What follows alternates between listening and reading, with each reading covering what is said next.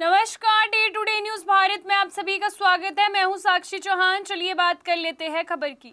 बिहार की राजनीति से इस समय बड़ी सियासी बदलाव देखने को मिल रहा है। राज्य में संभावित मंत्रिमंडल विस्तार और शपथ ग्रहण समारोह को लेकर पूरे राजनीतिक गलियारों में हलचल तेज हो गई है। राजधानी पटना से लेकर दिल्ली तक नेताओं के बीच लगातार बैठकों और फोन कॉल्स का दौर जारी है। हालांकि अभी तक सरकार या किसी आधिकारिक मंच से अंतिम सूची की पुष्टि नहीं हुई है, लेकिन राजनीतिक सूत्रों और मीडिया रिपोर्ट्स के आधार पर कई बड़े नाम सामने आ रहे हैं।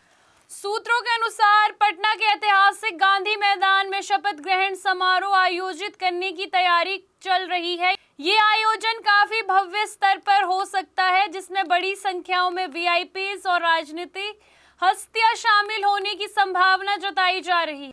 बताया जा रहा है कि समारोह दोपहर के आसपास प्रस्तावित और इसके लिए सुरक्षा व्यवस्था को भी कड़ा कर दिया गया है। प्रशासनिक स्तर पर गतिविधियां तेज कर दी गई है ताकि कार्यक्रम सुचारू रूप से संपन्न हो सके। बिहार में सियासी समीकरण को देखते हुए मंत्रिमंडल का विस्तार काफी अहम माना जाता है।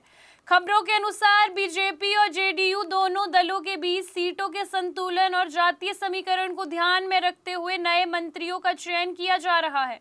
सूत्रों के मुताबिक लगभग 30 से ज्यादा नेताओं को मंत्री पद की शपथ दिलाई जा सकती है। सूत्र बता रहे हैं कि पार्टी संगठन और प्रशासनिक अनुभवों को प्राथमिकता दी जा रही है। इन मंत्रिमंडल विस्तार में सहयोगी दलों की भी अहम भूमिका मानी जा रही है। वहीं एलजेपी रामविलास ने संजय पासवान और संजय सिंह के नाम की चर्चा है। जीत राम मांझी की पार्टी से उनके पुत्र संतोष सुमन को मंत्री पद मिल सकता है। उपेंद्र कुशवाहा के दल से दिलीप प्रकाश या किसी पारिवारिक सदस्य को जगह दिए जाने की संभावना जताई जा रही है। ये कदम संगठन की मजबूती और राजनीतिक संतुलन बनाए रखने के लिए महत्वपूर्ण माना जा रहा है।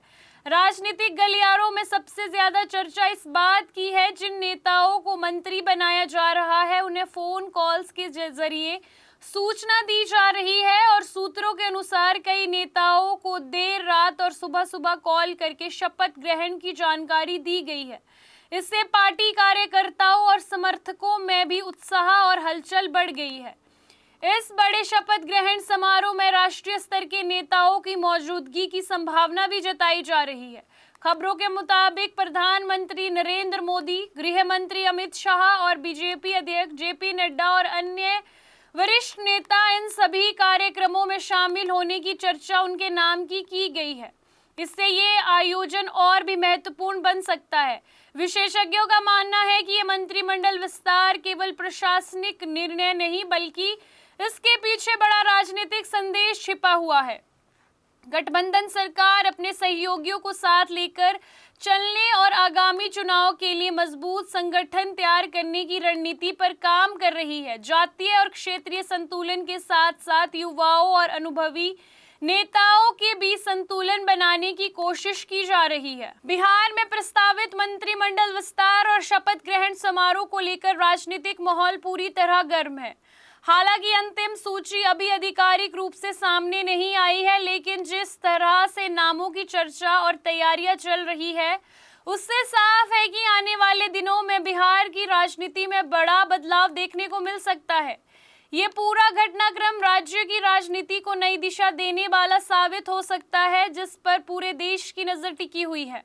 आपको बता दें कि day to day news Bharat निष्पक्ष तरीके से पत्रकारिता करता है। हमारा कोई भी रिपोर्टर फील्ड में किसी से कोई उपहार या विज्ञापन स्वीकार नहीं करता और ना ही किसी को ब्लैकमेल करता। हम हमेशा दबे कुचले लोगों की आवाज बनते आए हैं और आगे भी बनेंगे। साथ ही हम लोकतंत्र के चौथे स्तंभ को मजबूत करने की कोशिश करेंगे। अभी के लिए फिलहाल इतना ही। देश दुनिया की तमाम खबरें जानने के लिए day to day news Bharat को देखते रहे। साथ ही हमारे चैनल को लाइक, शेयर और सब्सक्राइब करना ना भूलें। नमस्कार।